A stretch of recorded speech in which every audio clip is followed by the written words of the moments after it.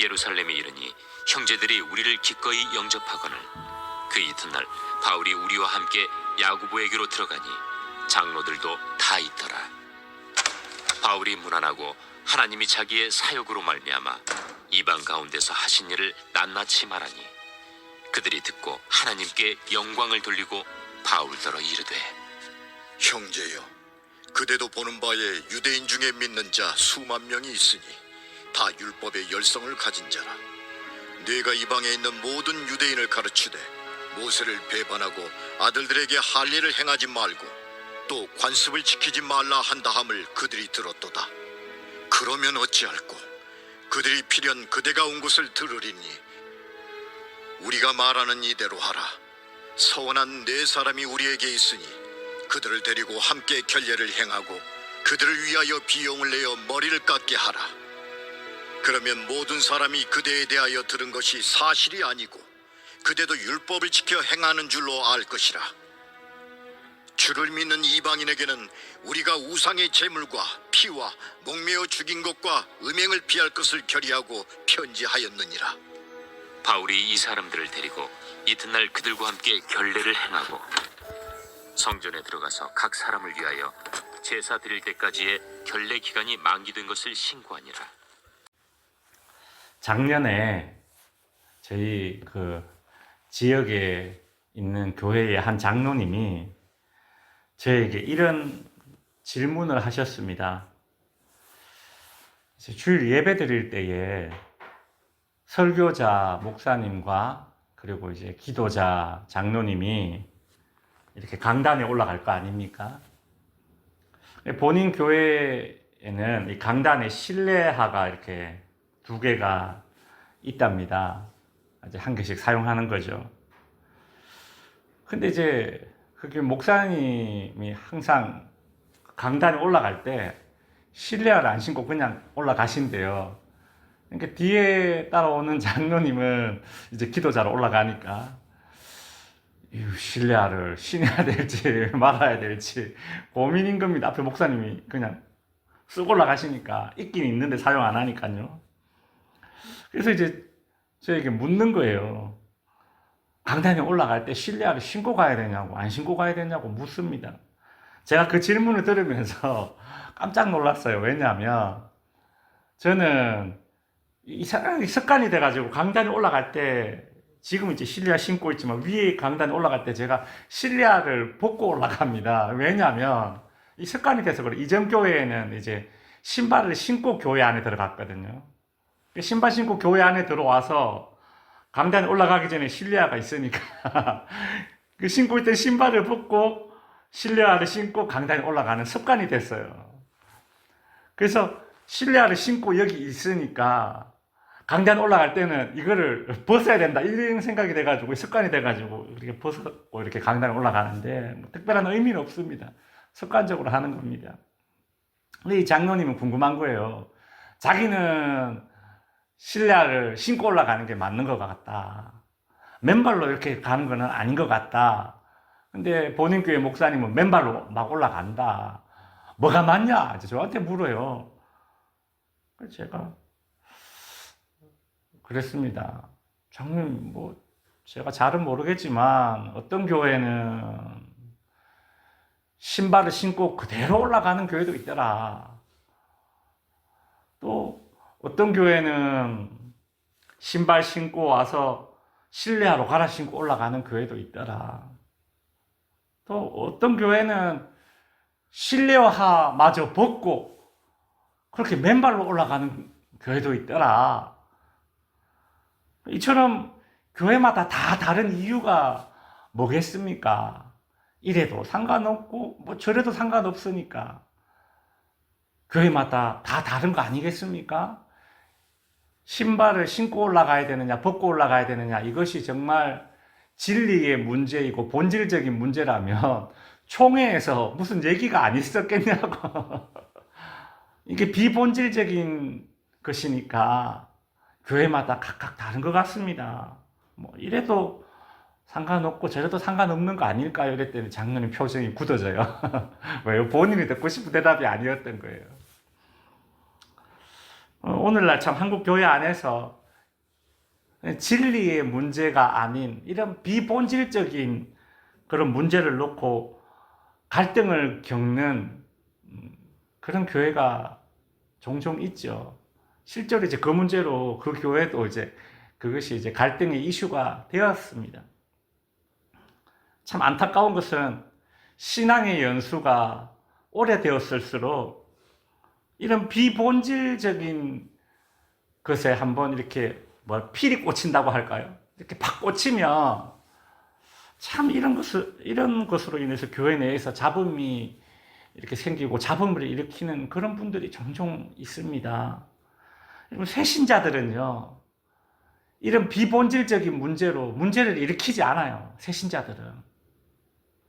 제가 이전 교회에서 새신자부를 몇 년 담당했었거든요. 말 그대로 신앙생활 처음 하시는 분들, 교회 처음 오시는 분들을 대상으로 새신자 교육을 하고, 이제 새신자가 오면 그 집에 신방을 가서 이렇게 이제 예배도 드리고 하는 그런 사역을 했었는데, 그분들하고 이렇게 이야기를 나눠보면, 교회 예배 드리는 거 어떻습니까? 이렇게 물어보면, 그분들이 이렇게 이런저런 몇 가지 이야기를 하시는 분들이 종종 있습니다. 근데 그분들 이야기를 들어보면, 오히려 제가 어떤 생각이 드느냐 하면, 그래. 이런 건 우리 교회가 고쳐야겠다. 이런 생각이 들 때가 있습니다. 새신자의 눈으로 바라보니까 오히려 이런 거는 교회가 고쳐야 되겠다. 이런 것들이 있더라고요. 저도 신앙생활 오래 하다 보니까 몰랐는데 새신자의 눈으로 보고 그 느낀 점을 이야기하니까 그래. 이게 고치는 게 더 좋겠다. 이런 부분들이 오히려 발견돼요. 제가 서두가 꽤나 쓸데없이 좀 길었는데요.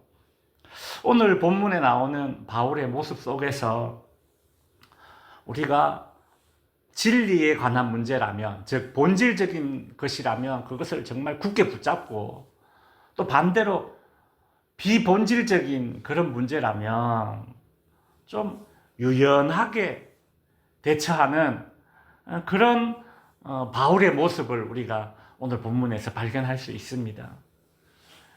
이제 바울이 드디어 이제 예루살렘 교회에 도착을 했습니다.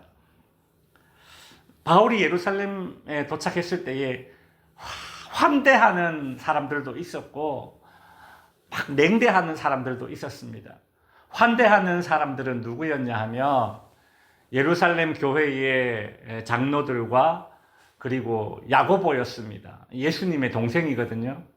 이 당시 초대교회의 예루살렘 교회 그 일대 감독이, 초대 감독이 예수님의 동생 야고보였어요. 예수님의 제자들이 아니라. 여기 성경에 나오는, 오늘 본문에 나오는 야고보는 예수님의 동생입니다. 바울을 환대했습니다. 그렇다면 바울을 냉대했던 사람들은 누구였을까요? 오늘 본문 20절 후반부에 보면 유대인 중에 믿는 자 수만 명이 있으니 다 율법의 열성을 가진 자라 이렇게 되어 있죠. 예루살렘 교회가 그만큼 커진 겁니다. 수만 명이 믿는 자가 있다라고 얘기를 해요. 이 당시 예루살렘 교회 안에 있던 유대인 출신 이 신자들 중에 예수님을 믿으면서도 여전히 율법에 열심히 있는 자들이 있었습니다. 바로 그들이 바울을 냉대했습니다. 왜냐하면 이들은 바울이 모세가 전해준 이 율법을 부인했다 그렇게 여겼기 때문이에요.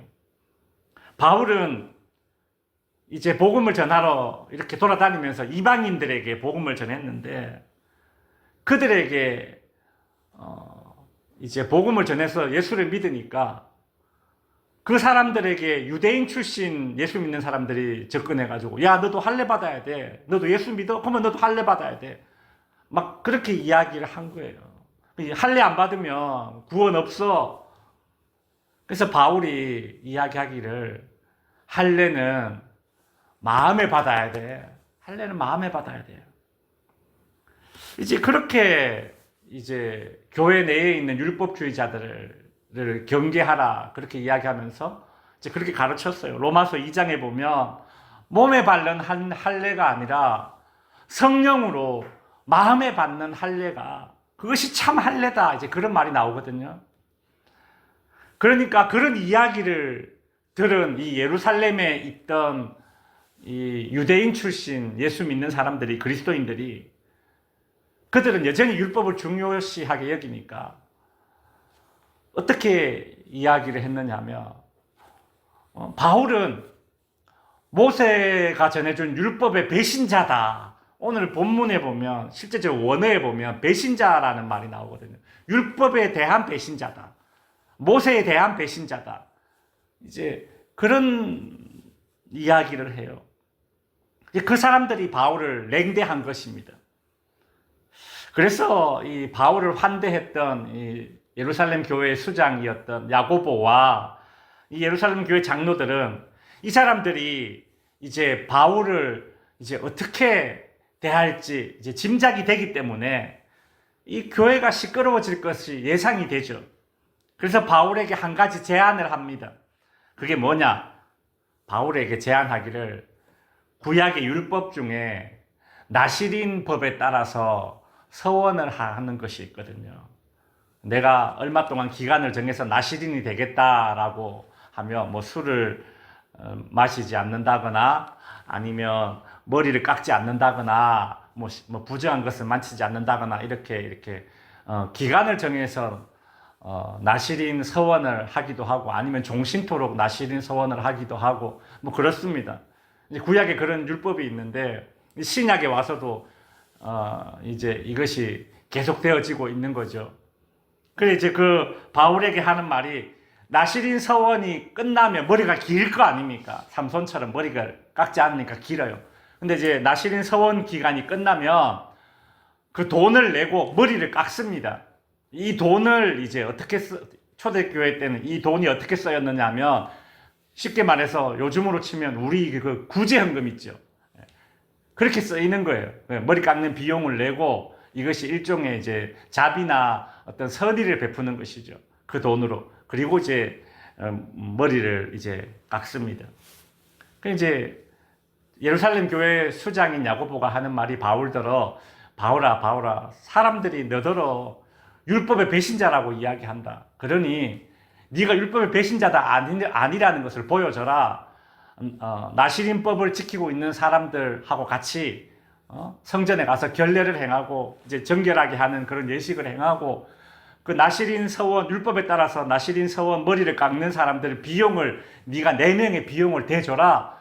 그러면 그 모습을 보고 율법을 지켜야 된다라고 말하는 이 율법주의자들이 바울도 율법을 지키네? 좀 잠잠해지지 않겠냐? 이제 그렇게 제안을 한 거예요. 사실 있잖아요. 바울의 입장에서는 굳이 그리 안 해도 됩니다. 솔직히 안 그렇습니까? 여러분, 자동차가 지나갈 때마다 어떤 개가 막 짖어요. 그러면 개가 짖는다고 자동차가 일부러 뭐 속도를 줄인다거나 그럴 이유가 없잖아요. 그냥 가도 되잖아요. 근데 바울 입장에서는 그런 거예요. 이거 내가 뭐 굳이 지킬 의무가 없는데 예루살렘 교회에는 유난히 유대인들이 많다 보니까 이 야고보 장로가 그렇게 좀 부탁을 하는 거예요. 교회의 좀 평안을 위해서. 그렇게 이제 이야기하니까 바울이 그래 내가 해주지. 그 권면을 받아들이는 겁니다. 왜요? 이거 사실 비본질적인 문제거든요. 기꺼이 양보할 수 있었던 것입니다. 그동안 바울은 복음을 전하면서 복음과 진리에 관한 문제라면 절대 타협하지 않았습니다.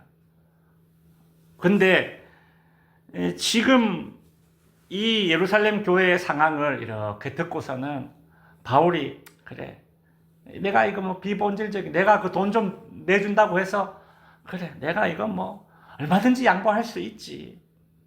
돈이 아까워서가 아니라 그래 그것이 교회의 평안을 위한 길이라면 내 생각 내가 얼마든지 양보할 수 있지. 사실 바울이 지금 예루살렘 교회에 온 이유가 무엇입니까? 구제 헌금을 전달해 주러 왔거든요. 예루살렘 교회가 흉년이 들었기 때문에 힘들거든요. 그 바울 입장에서 야, 내가 예루살렘 교회를 도와주기 위해서 구제헌금 들고 여기까지 왔는데 이렇게 내가 하기만 하면 예루살렘 교회가 뭐 평안해질 것 같다고 하는데 내가 이거 못 하겠냐? 도움 된다면 내가 이거 못 하겠냐? 내 생각, 내 뜻 못 걷겠냐? 이것이 비본질적인 것이라면 내가 얼마든지 양보할 수 있지. 바울은 그래서 그대로 합니다. 성전에 가서 정결 의식 행하고 그 구약의 율법에 따라서 나시린 정결법을 행한 사람들의 그 비용을 다 대어줘요.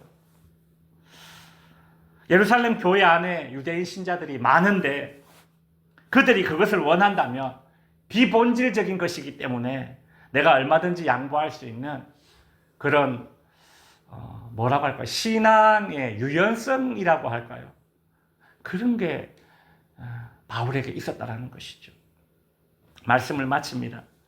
우리는 신앙의 본질은 정말 단단하게 붙잡아야 됩니다. 그러나 비본질적인 것이라면, 이것이 진리에 관한 문제가 아니라면 얼마든지 유연해질 수 있어야 됩니다. 얼마든지 양보할 수 있어야 됩니다.